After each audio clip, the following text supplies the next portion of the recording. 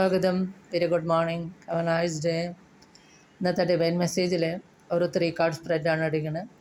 First card current situation, രണ്ടാമത്തെ card current energy, മൂന്നാമത്തെ card focus.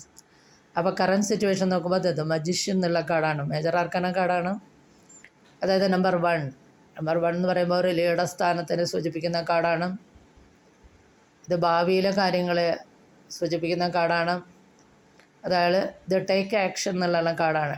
Take action and manifest എന്നുള്ള കാർഡാണ്. അതായത് നിങ്ങൾ നടപടി എടുക്കുന്നിടത്തോളം കാലം നിങ്ങളുടെ പ്രായോഗികമായ കഴിവ് ഉപയോഗിച്ച് മുന്നോട്ട് പോവുകയാണെങ്കിൽ തീർച്ചയായിട്ടും നിങ്ങൾക്ക് എല്ലാ ഫീൽഡിലും നേട്ടങ്ങളുണ്ടാവും, പോസിറ്റീവായിരിക്കും എന്നുള്ളതാണ് ഈ കാർഡ് പറയുന്നത്.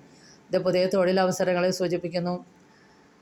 തൊഴിൽ ധനവർദ്ധനവോ ഉണ്ടാവുന്നു, പുതിയ കരിയർ, പുതിയ തുടക്കം ഒക്കെ പ്രതീക്ഷിക്കാവുന്ന ഒരു കാർഡാണ്.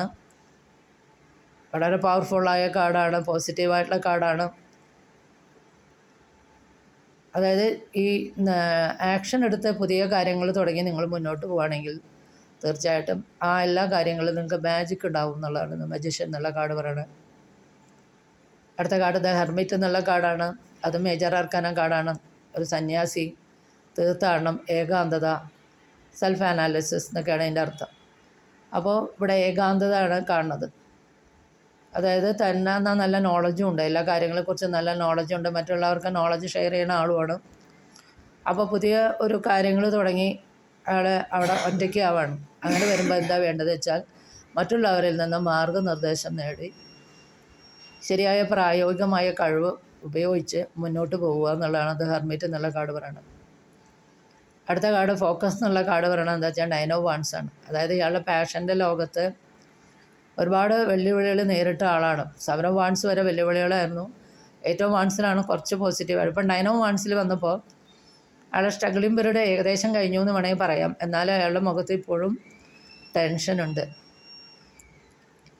അപ്പോൾ ഇവിടെ പറയണത് ഇയാൾ വെല്ലുവിളികൾ നേരിട്ട് ക്ഷീണിതനാണെങ്കിലും തൻ്റെ കഴിവിനെ അംഗീകരിച്ചുകൊണ്ട് വീണ്ടും ക്ഷമയോടുകൂടി ഉത്സാഹത്തോടുകൂടി മുന്നോട്ട് പോകുക എന്നുള്ളതാണ് ഈ ഫോക്കസ് എന്നുള്ള കാർഡ് പറയുന്നത്. അങ്ങനെയാകുമ്പോൾ തീർച്ചയായിട്ടും നേട്ടങ്ങൾ ഉണ്ടാവും എന്നുള്ളതാണ് ഈ ഫോക്കസ് എന്നുള്ള കാർഡ് പറയുന്നത്. ഇതൊരു ജനറൽ റീഡിംഗ് ആണ്. ഇത് നിങ്ങൾക്ക് റെസനേറ്റ് ചെയ്താൽ please do subscribe, like and share. Thank you.